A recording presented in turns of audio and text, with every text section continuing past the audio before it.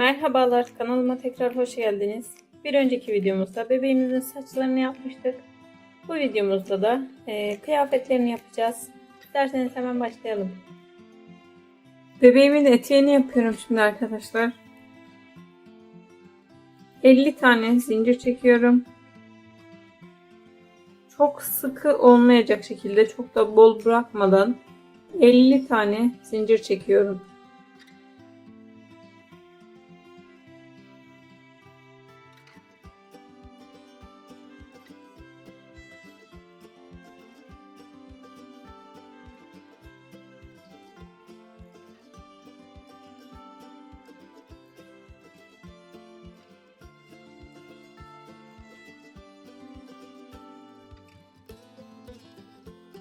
...50 zincirimi çektim arkadaşlar.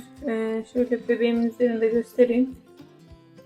Benim bebeğimin beline 50 zincirle tam geldi. Sizin ipiniz kalın ya da ince ise sayınızı arttırıp ya da eksiltebilirsiniz. Şöyle tam bel kısmını ölçtüm ben. 50 zincir denk geliyor. Bu eteği hangi boyutta yapacağınıza da bağlı arkadaşlar. Daha aşağıdan yaparsanız yine ölçerek ya da daha yukarıdan yaparsanız ölçerek yapın. Benim istediğim yerden şöyle 50 zincir tam denk geliyor. Söylediğim gibi ipiniz kalınsa ya da ince ise sayınızı arttırıp ya da eksiltebilirsiniz bu zincir sayısını. Ben de tam 50 zincir denk geldi. Şimdi bu 50. zincirimi elimle tutuyorum ve fazladan 8 tane zincir çekiyorum.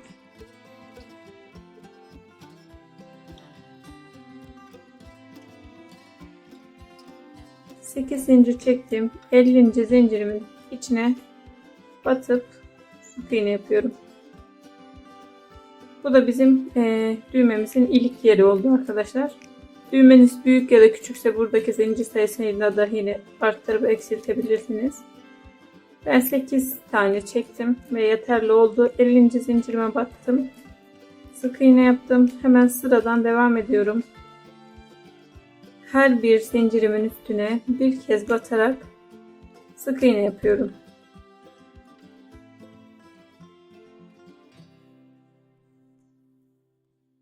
Yani 50. zincirimizden batmıştık. 50 tane zincirimizin üstüne 50 sık iğne yapıyoruz. Bu şekilde arkadaşlar sıra sonuna gelene kadar bütün zincirlerimin üstüne sık iğne yapıyorum.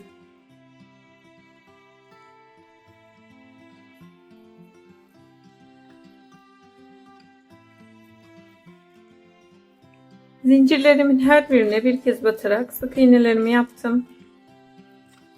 Ve bir zincir çekiyorum. Dönüyorum. Ve bu tarafa da aynı şekilde her bir ilmeğime bir kez batarak buradaki sık iğnelerimi tamamlıyorum. Buradaki yaptığımız ilik yerine gelene kadar bütün hepsine sıra boyunca her birine bir kez batarak sık iğne yapıyoruz arkadaşlar. İlik yerine geldiğimizde de orada da nasıl döndüğümü göstereceğim size. Her bir ilmeğime bir kez batarak bu sırayı da tamamlıyorum.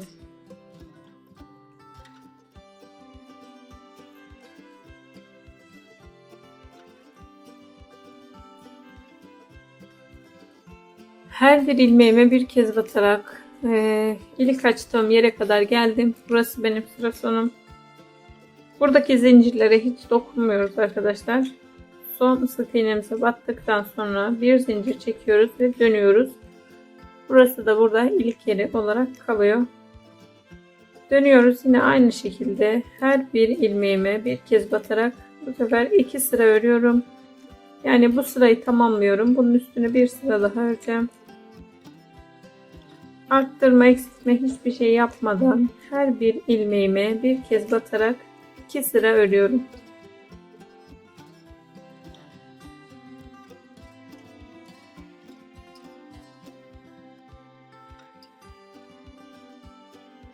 2 sıra daha her ilmeğe bir ilmek olarak sık iğnelerimi ördüm ve sıra sonuna geldim.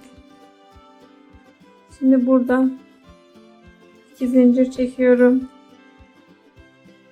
dönüyorum, tığımı ipimi alıyorum bu sefer çünkü trabzan yapacağız. İpimi aldım, tığıma sıradaki ilmeğime batıyorum. Tığımda 3 ilmeğim var. İkisini bir ördüm. Tekrar tığıma ipimi alıyorum. Aynı yere batıyorum. İkisini bir örerek trabzan yapıyorum. Diğer ilmeğe geçiyorum. Buraya da çift batıyorum. Bundan sonra artık tek kısmını trabzan olarak devam edeceğiz. Bu sırayı da her ilmeğe çift trabzan yaparak tamamlıyoruz. Yani şöyle sıradaki ilmekten batıyorum, hemen trabzan yaptım. Tekrar aynı yere batıyorum ve arttırma yapıyorum. Bu sırada her ilmeğe çift batarak trabzan şeklinde tamamlıyoruz.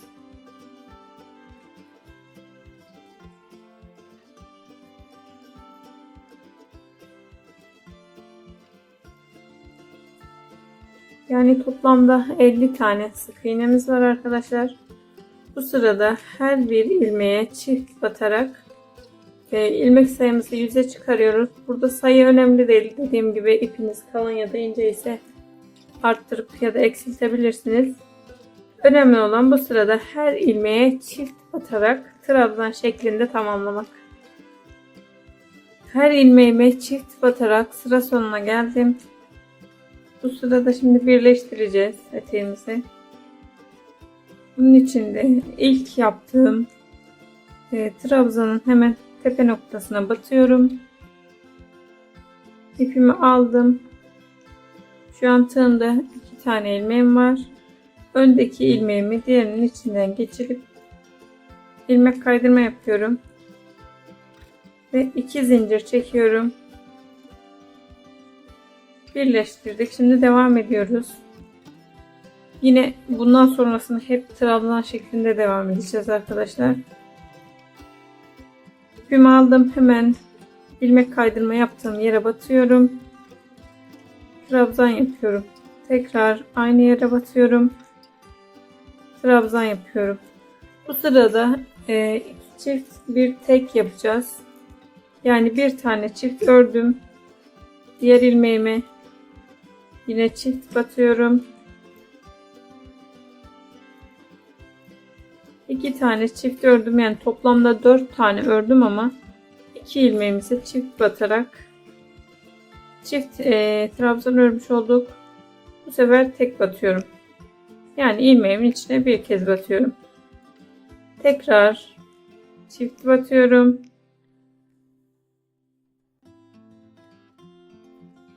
Birinci çift trabzanım. Sıradaki ilmeğe yine çift trabzan yapıyorum. Yanındaki ilmeğe tek yapıyorum. 2 çift bir tek olarak bu sırayı tamamlıyorum. Kafanız karışmasın, tekrar anlatayım arkadaşlar. Başta çift battım. Çift trabzan yaptım. Yani aynı yere 2 kez battım. İkinci sık iğneme de çift battım. Üçüncü sık iğneme tek trabzan yaptım. Tekrar yanındaki ilmeğe çift battım. Yanındaki ilmeğe çift battım. Onun yanındakine tek yaptım. 2 çift bir tek trabzan olarak bu sıramı tamamlıyorum.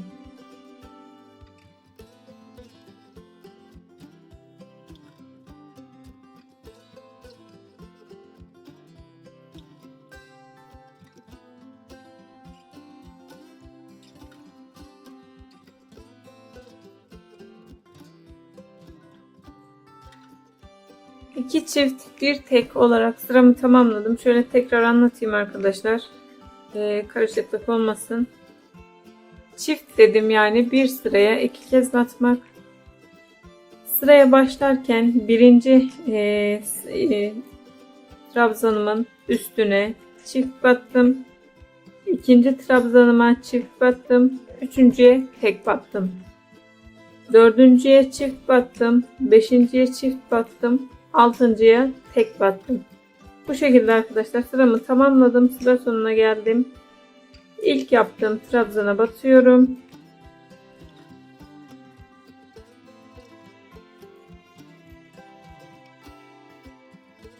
İlmek kaydırma yapıyorum. Yine 2 zincir çekiyorum. Ve ipimin üstünü alıp bu sırama geçiyorum arkadaşlar. Hemen ilmek kaydırma yaptığım yerden batıp trabzan yapıyorum.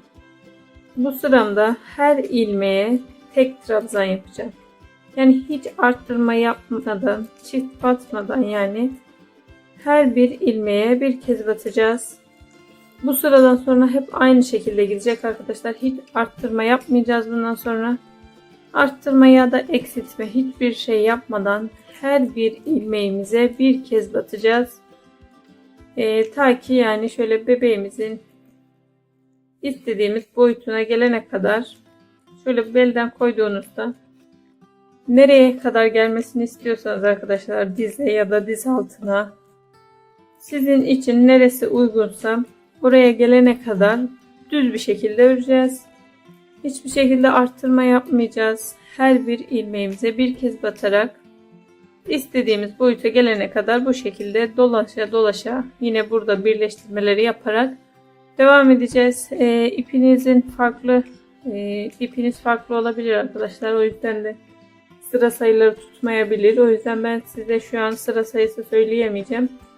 Ben de bebeğime giydireceğim. İstediğim boyuta gelene kadar öreceğim. Daha sonrasında da size yine kaç sıra ördüğüm hakkında bilgi veririm. 7 sıra düz ördüm ben arkadaşlar. İstediğim boyuta 7 sırada geldi. Siz isterseniz daha uzun olsun, isterseniz sıra sayısını arttırabilirsiniz. Yani daha fazla örebilirsiniz. 7 sıra düz ördüm ve bu arttırmalarımla birlikte 9 sıra oldu yani. Şuradaki ilk başta yaptığımız sık iğneleri saymadan trabzan yaptığımız sıralar şöyle 1, 2, 3, 4, 5, 6, 7, 8, 9 sıra oluyor arkadaşlar. 2 sıra arttırma yapmıştık. Ondan sonra 7 sırada düz ördük. Söylediğim gibi daha uzun olsun isterseniz fazladan sırada örebilirsiniz. Sıra sonuna geldim şimdi. Burada yine ilk yaptığım ilmeğe batıyorum. İlmek kaydırma yaptım. Bir zincir çekip ipimi koparıyorum.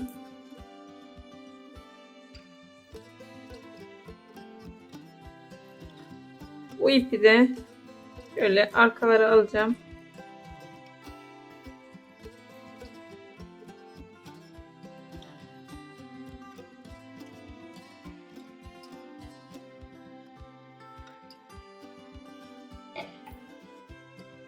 Burada başta yaptığımız ipimiz var arkadaşlar, başlangıç noktaki. Bunu da isterseniz şöyle içeriye çektirebilirsiniz.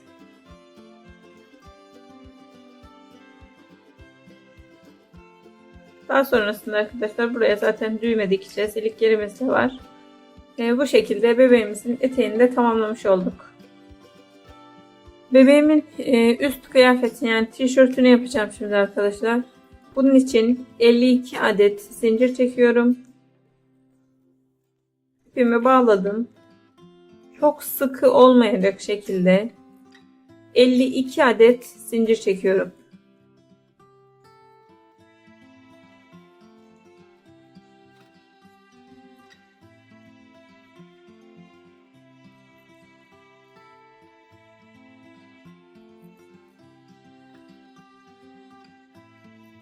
...52 adet zincir çektim arkadaşlar. Şimdi şu 52.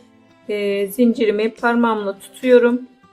Bunu karıştırmayın. 52. zincirimi tutuyorum. Fazladan 8 zincir daha çekiyorum.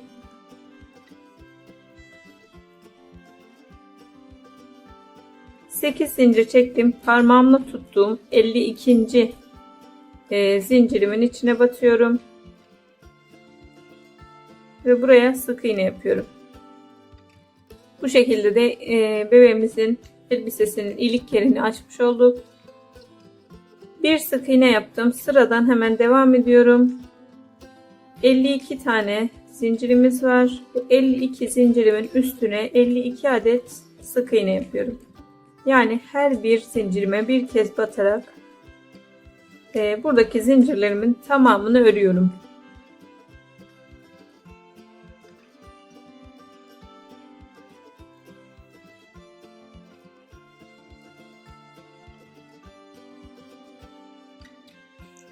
...52 adet zincirimin üstüne 52 adet sık iğne yaptım arkadaşlar.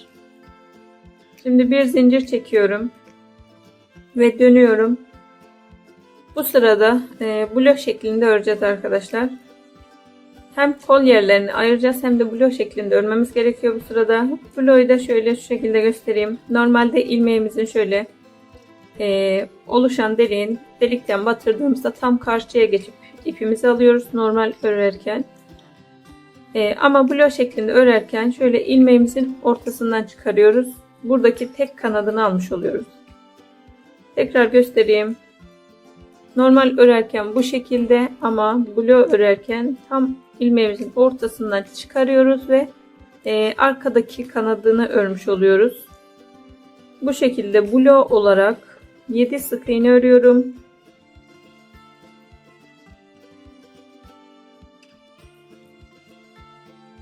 İlmeklerimizin arkadaki tek kanadını alarak örüyoruz. Blok şeklinde 7 sık iğne ördüm.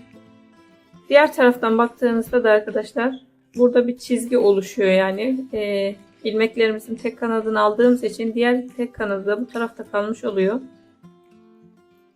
Blok şeklinde 7 sık iğnemi ördüm.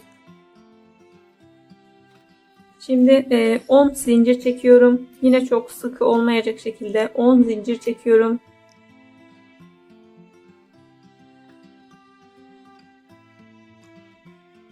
On zincir çektim. Aşağıdan 12 ilmek sayıyorum. 1, 2, 3, 4, 5, 6, 7, 8, 9, 10, 11, 12 ilmek atlıyorum. 13. ilmeğimi yine tek kanadını alıyorum. 13. ilmeğimi de blok şeklinde sık iğne yapıyorum. Alttan 12 sık iğne atladık. 13. ilmeğimize blok şeklinde sık iğne yaptık.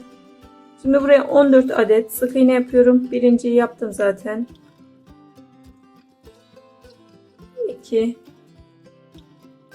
3 bu sırayda yine bu 14 adet sık iğnemizi de blok şeklinde yapıyoruz.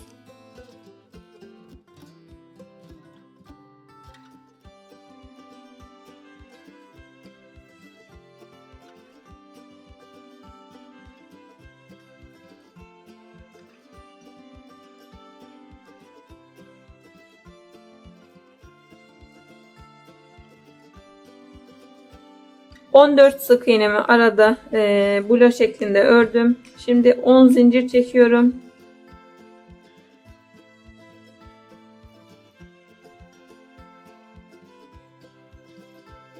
...10 zincir çektim. Alttan 12 sık iğne atlıyorum. 12 sık iğne saydım. 13'üncüye batıyoruz arkadaşlar. Yani arada 12 sık iğne atlıyoruz. 13'üncüye yine blok şeklinde sık iğne yapıyorum. Bu yaptığım sık iğne ile birlikte buraya da 7 sık iğne örüyorum. Blok şeklinde yine sıra sonuna kadar kalan sık iğnelerimizi örüyoruz.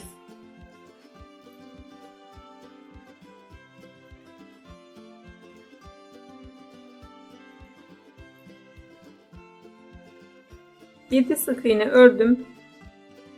Şöyle sıra sonuna geldim. Bir zincir çekiyorum, tekrar dönüyorum.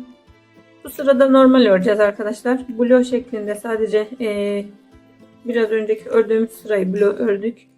Şurada şöyle bir çizgi oluşturduk yani blok örerken. Bu sırada düz öreceğiz. Dönüyorum. Normal şekilde sık iğne yapıyoruz. Blok değil arkadaşlar. Normal sık iğne yaparak buraya 7 sık iğne örüyorum.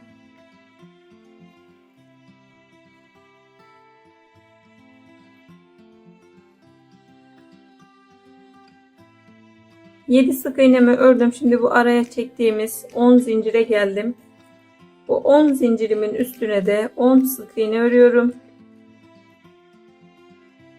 Yani zincirlerimin her birine bir kez batarak 10 sık iğne örüyorum buraya.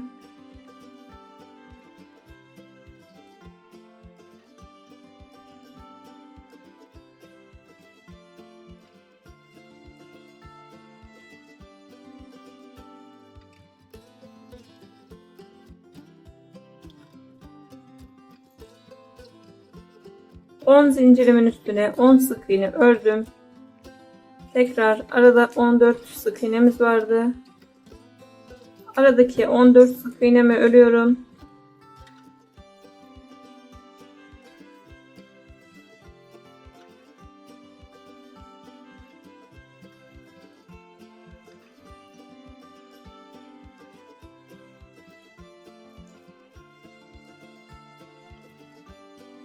On dört sık iğnemi ördüm. Yine zincirlerime geldim. Bu 10 zincirimin üstüne de yine 10 tane sık iğne örüyorum.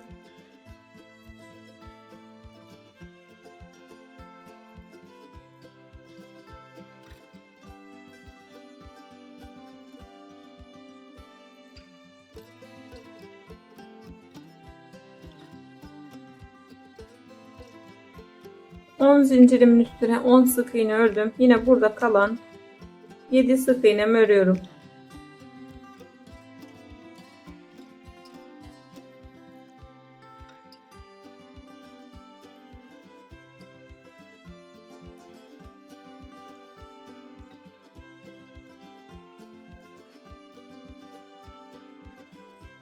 Yedi sık iğnemi de tamamlayıp bu sırayı da bitirdim arkadaşlar. Şu an 48 tane ilmeğimiz var. 3 sıra boyunca hiçbir işlem yapmadan bu 48 sık iğnemi örüyorum. Yani her bir ilmeğime bir kez batarak 3 sıra örüyoruz. Hiçbir işlem yapmadan 3 sıra boyunca her ilmeğe bir ilmek örüyorum.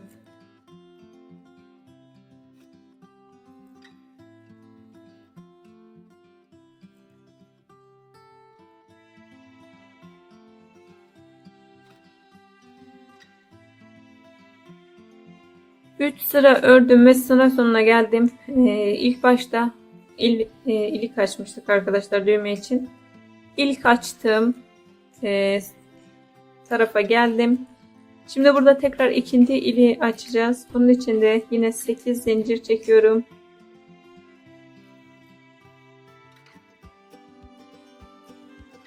Sekiz zincirimi çektim. Dönüyorum.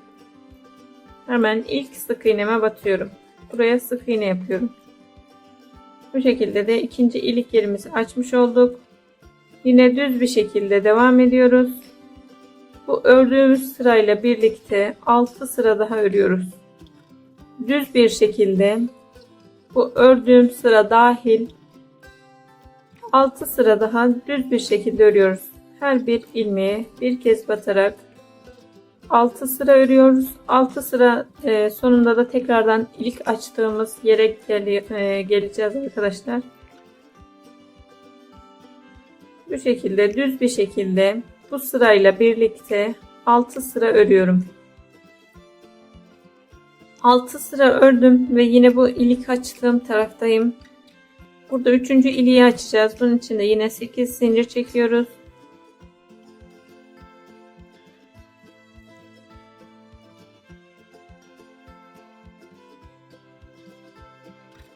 Sekiz zincirimi çektim, dönüyorum ve ilk sık iğneme batıyorum. Bu sırayı da yine bu şekilde düz bir şekilde örüyorum. Yani her ilmeğe bir ilmek olarak örüyorum. Bu sıra sonunda da ipimizi koparıp bitireceğiz arkadaşlar. Bu sırayı da her ilmeğime bir ilmek olarak tamamlıyorum.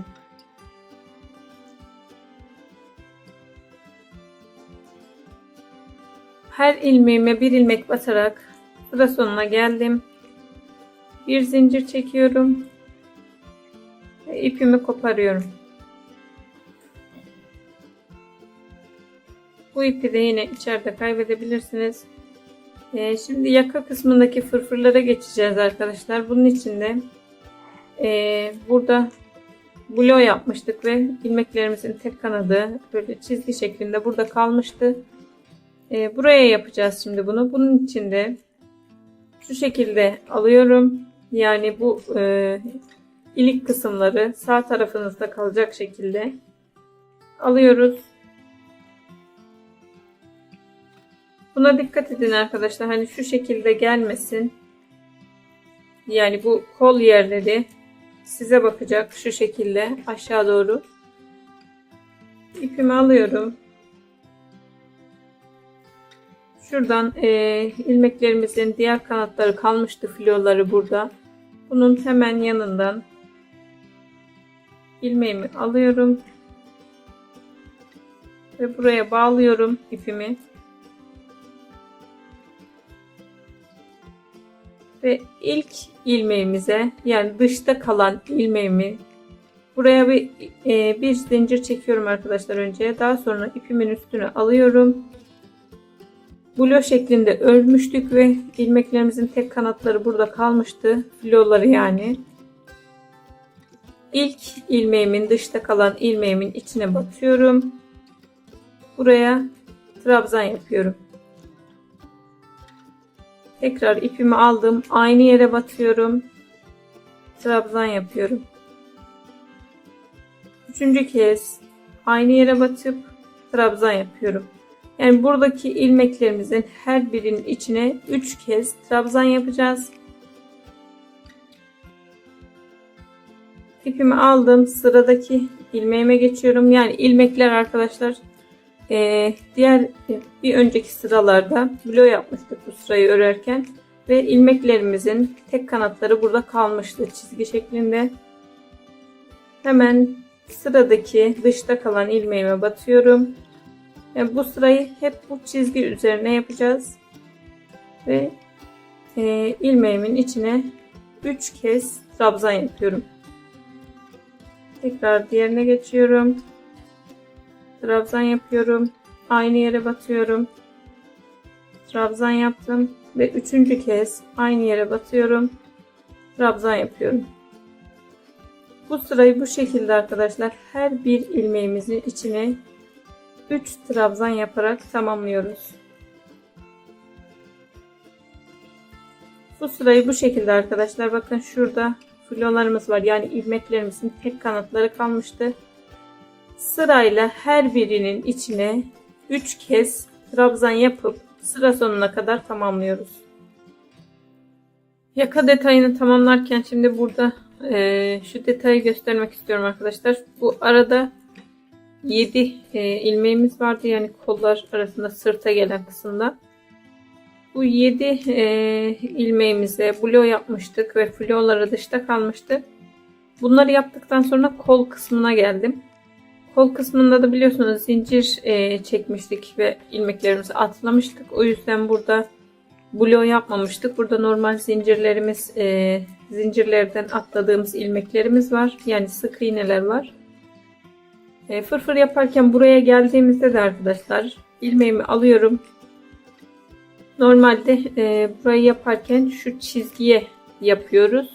Ama kol kısımlarına geldiğimizde ilmeğimin arka kanadını alıyorum. Bakın burası normal sık iğne olduğu için bu şekilde değil de ortadan batıp arka kanadını alıyorum. Ve buraya trabzan yapıyorum. Yine her ilmeğimize 3 kez yapıyoruz. Tekrar 3 yaptım. Sıradaki ilmeğime arka kanadını alıyorum. Ve içine 3 trabzan yapıyorum.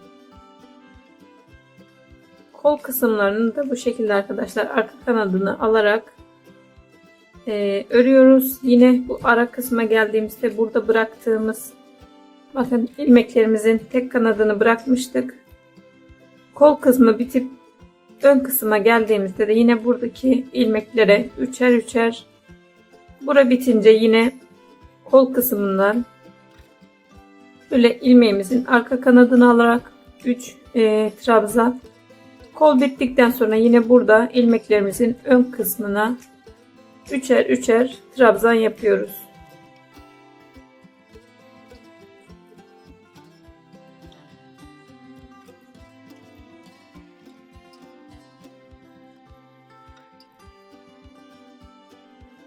Gösterdiğim şekilde arkadaşlar, sadece kol kısımlarına geldiğimizde burada sadece sık iğnelerimiz var. O yüzden ilmeklerimizin arka kanadını ve ara kısımlarda da bıraktığımız ilmeklerin tek kanadına üçer üçer trabzan yaparak tamamlıyoruz.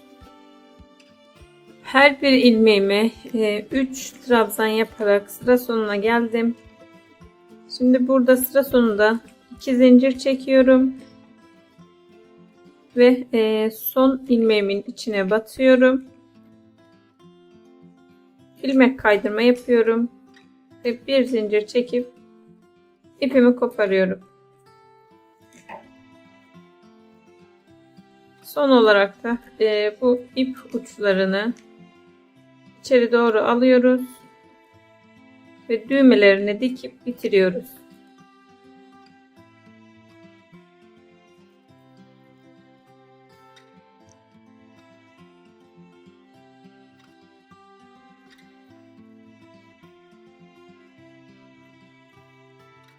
Bebeğimin ayakkabılarını yapıyorum şimdi arkadaşlar. İpimi bağlayıp 7 adet zincir çekiyorum.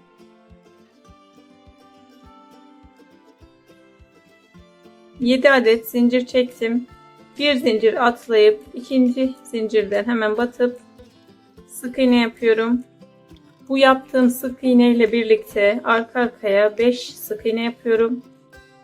Yani bu 5 zincirimizin üstüne 5 sık iğne yapıyoruz.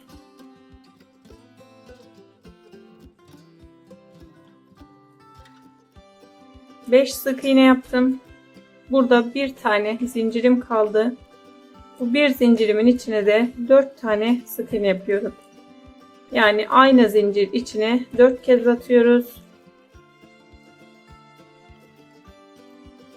Aynı zincir üstüne içine 4 kez battım ve diğer tarafa geçiyorum. Yani zincirlerimizin diğer tarafına geçiyoruz. Burada hemen sıradan gelen ilk zincirden batıyorum ve sırayla arka arkaya 4 sık iğne yapıyorum.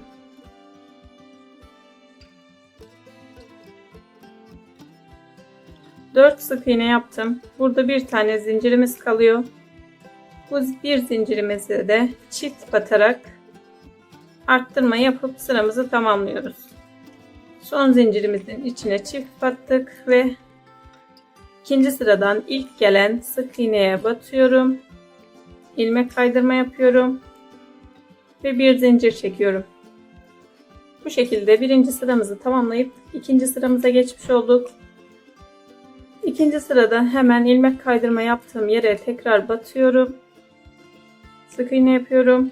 Aynı yere batıyorum. Ve bir arttırma yapmış oluyorum. İkinci sıradan hemen ilk ilmeğin içine çift batarak bir arttırma yaptım. Şimdi 4 sık iğne örüyorum.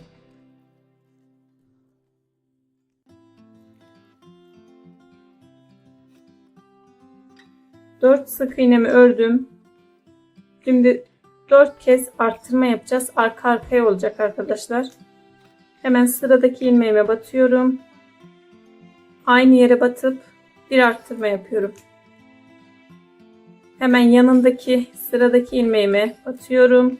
İkinci kez aynı yere batıp ikinci arttırmamı yaptım. Sıradaki ilmeğimize batıyoruz. Aynı yere batıp üçüncü arttırmam ve sıradaki ilmeğime de çift batıp 4 kez arttırma yaptım. Daha sonra 4 tek sık iğne öreceğiz. Yani arttırma yapmadan 4 ilmeğimizin üstüne 4 sık iğne örüyoruz.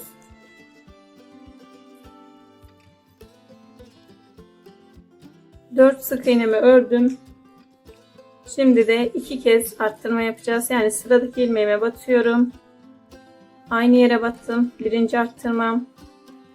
Sıradaki ilmeğime batıyorum. Aynı yere battım. ve ikinci arttırmamı yaptım. Bakın arkadaşlar, sıra sonunda şurada bir tane ilmek görünüyor. Aslında bu ilmek değil. Diğer sıraya geçmek için yaptığımız ilmek kaydırma. Yani buna batmıyoruz. Hemen ilk sık iğneye batıyoruz. Ve ilmek kaydırma yapıyoruz. Şimdi bu sıradan sonra trabzan olarak devam edeceğiz. Bunun için 2 zincir çekiyorum. İpimi alıyorum tığıma. Çünkü trabzan olarak devam edeceğiz. İlmek kaydırma yaptığım yere batıyorum. Ve buraya trabzan yapıyorum. Tekrar ipimi aldım. Aynı yere batıyorum. Tığımda 3 ilmeğim var. İkisini bir örerek trabzan şeklinde bir arttırma yaptım. Sıradaki ilmeğe geçiyorum. Bu ilmeğime de çift trabzan yaparak 2 kez arttırma yapmış oldum. Devam ediyorum. Sıradaki 4 ilmeğimin üstüne 4 trabzan yapıyorum. Yani teker teker batıyoruz bunları. 4 adet trabzan yapıyorum.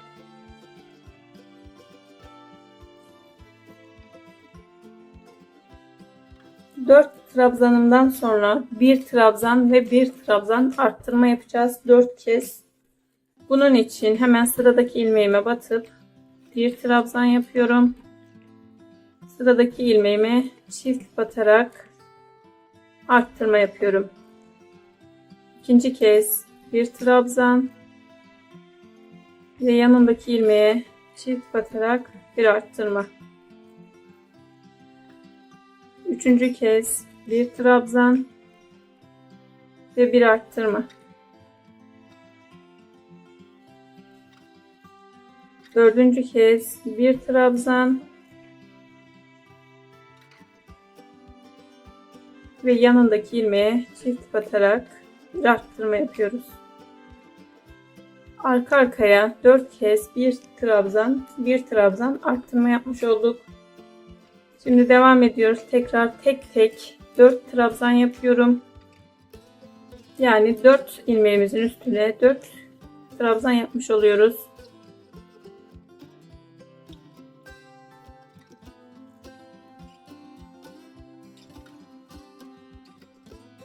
Dört trabzan yaptım. Şimdi tekrar bir trabzan yapıyorum ve bir arttırma yapıyorum. Arttırmayı da yani ilmeğimize çift batıyoruz arkadaşlar. İkinci kez bir trabzan ve son ilmeğimize de çift batarak bir arttırma. Arka arkaya 2 kez bir trabzan ve bir trabzan arttırma yapmış olduk. Bakın şurası ilmek kaydırma yaptığımız yer, buraya batmıyoruz. Hemen sıradaki ilmeğimin ilk ilmeğime batıyorum tepesine. İlmek kaydırma yapıyorum. Ve 2 zincir çekiyorum. Böylelikle de 3. sıramızı bitirmiş olduk. 4. sıraya geçiyoruz. 4. sıramızda da hemen ipimin üstüne alıyorum. İlmek kaydırma yaptığım yere batıp buraya bir trabzan yapıyorum. Yanındaki ilmeğe çift batıyorum. Aynı yere 2 kez batıyoruz. Bir trabzan arttırma yaptık. Tekrar bir trabzan yapıyorum ve yanındaki ilmeğe çift batıyorum.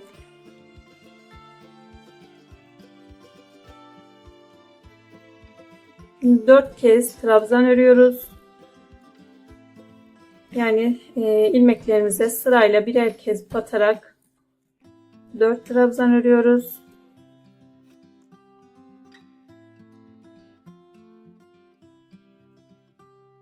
Dört trabzanımı ördüm. Bundan sonra 2 kez 4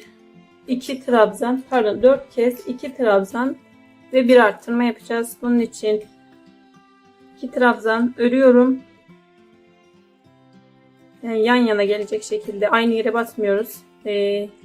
2 ilmeğimizin üstüne 2 trabzan yapıyoruz ve aynı yere çift batarak bir arttırma yapıyoruz.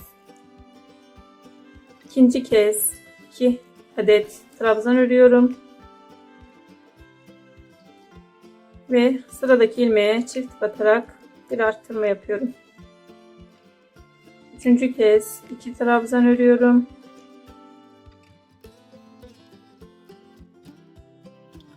Ve yanındaki ilmeğe çift batarak bir arttırma yapıyorum.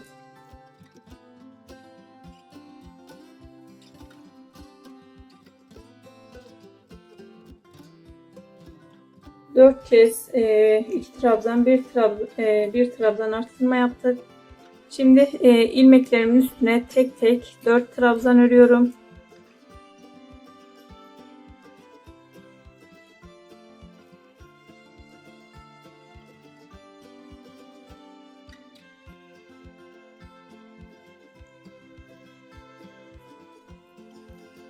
Pardon arkadaşlar, burada ben 3 yapmışım. Burayı hemen 4'e tamamlıyorum.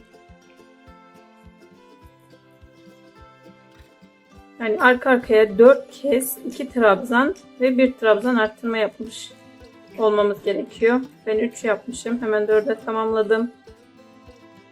Ve 4 trabzan örüyorum.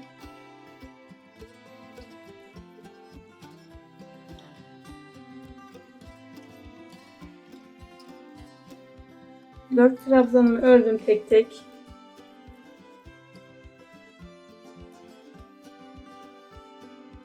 Şimdi tekrar 2 trabzan örüyorum.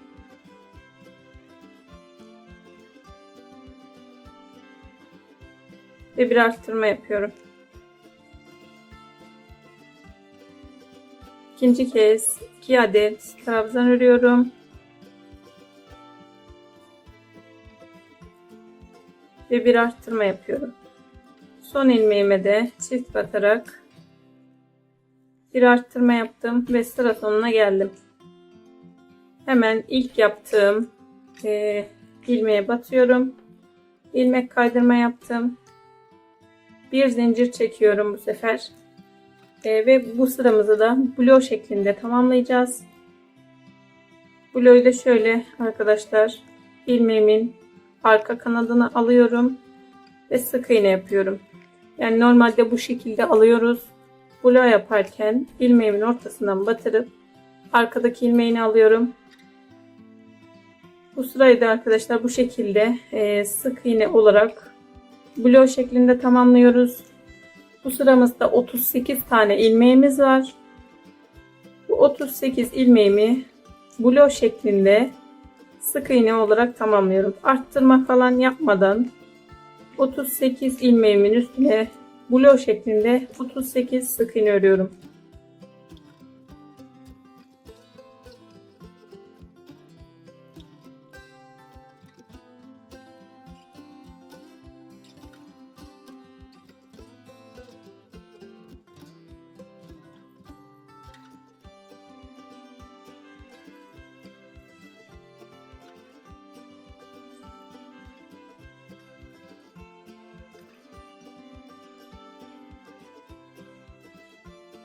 ...38 ilmeğimi bloğ şeklinde her birine sık iğne yaparak tamamladım.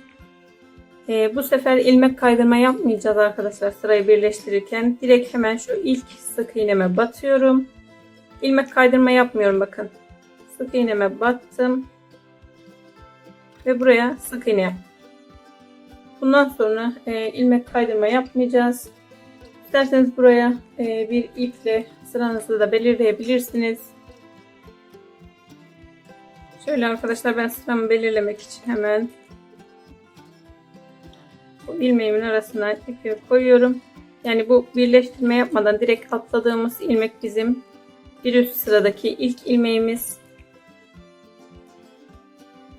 Bundan sonra da arkadaşlar sıra sonuna geldiğimizde burada yine ilmek kaydırma yapmadan direkt sık iğne ile tamamlayacağız. İlk sıradan ilk sık iğnemi yaptım ve devam ediyorum. 4 sıra boyunca her ilmeğe bir ilmek olarak öreceğim. Arttırma, eksiltme hiçbir şey yapmadan bu sıramızı normal örüyoruz arkadaşlar, bloğ olarak değil. 38 tane ilmeğimiz var. 4 sıra boyunca 38 ilmeğimizi tekrarlıyoruz.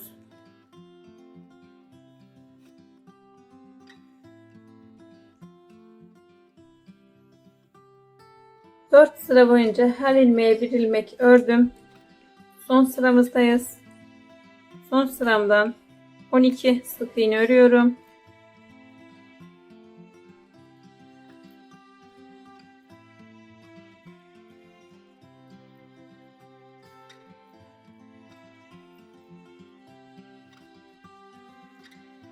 Sık iğne ördüm.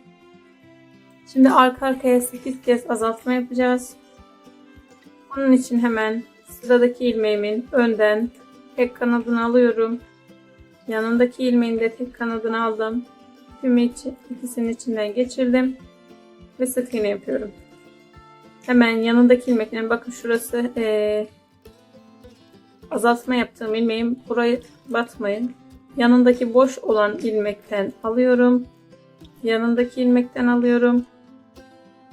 İpimi geçirip sık iğne yapıyorum.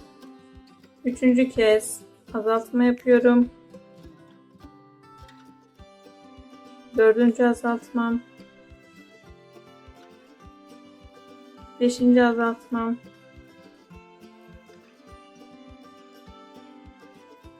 Altıncı azaltmam. 7 ve 8. Arka arkaya 8 kez azaltma yaptık. Şimdi burada 10 tane sık iğnemiz kaldı. Bu 10 sık iğnemin üstüne 10 sık iğne örüp sıramı tamamlıyorum.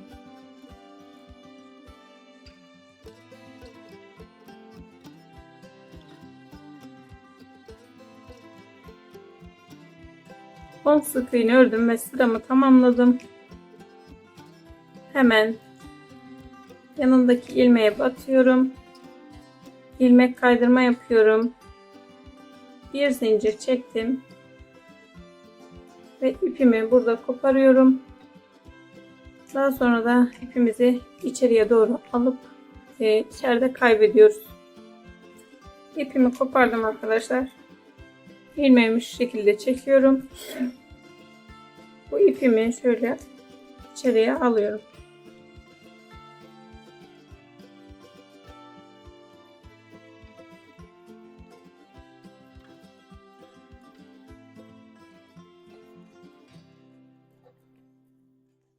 Ayakkabımızı bu şekilde tamamlamış olduk ve bu ön kısmındaki fiyonkunu yapıyoruz şimdi. Bunun için de diğer renkteki ipimi aldım. İpimi bağlıyorum ve 6 tane zincir çekiyorum.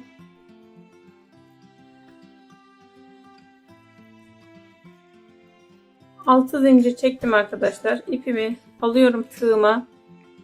Şöyle 1-2 zincir atlıyorum. 3. zincirime batıyorum ve buraya trabzan yapıyorum. Tekrar ipimi aldım tığıma. Yanındaki ilmeğe batıp trabzan yapıyorum. 4 tane zincirimiz vardı burada. 4 zincirimin üstüne 4 adet trabzan yapıyorum. Şöyle birinci sırayı tamamladık. 2 zincir çekiyorum, dönüyorum.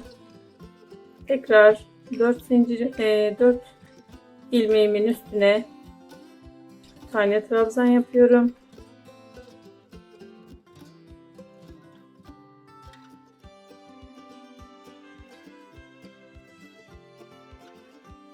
Dört trabzan yaptım. Yine 2 zincir çekiyorum. Dönüp buraya da aynı şekilde 4 trabzan yapıyorum.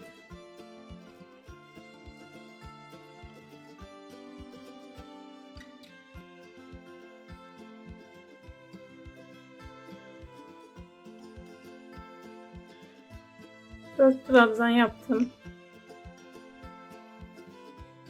Burayı istediğiniz kadar büyük ya da küçük yapabilirsiniz arkadaşlar. 3 sıra yeterliyse 3 sıra ya da 4 sıraya da çıkarabilirsiniz. 3 sıra bende yeterli oluyor. Bunun için bir zincir çektim ve ipimi koparıyorum. Bu ipi daha sonra bu aralarda kaybedeceğim. Arka tarafa gelen yere alıp kaybedeceğim. Şöyle biraz ip kesiyorum. arkaya gelecek yerden şöyle tam ortasından bağlıyorum ipimi.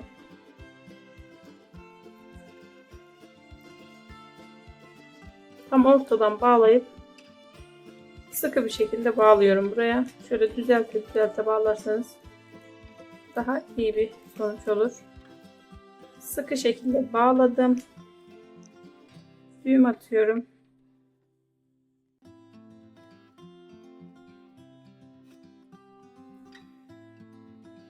Bu araya bir iki kez şöyle ipimi doluyorum. Ve tekrar düğümleyip sarıyorum. Bu ipleri de söylediğim gibi arkadaşlar arka tarafa alıp gizleyebilirsiniz. Böyle birkaç kez ipimi dolayıp tekrar düğüm atıyorum. Ve fiyonkumuzu bitirmiş oluyoruz.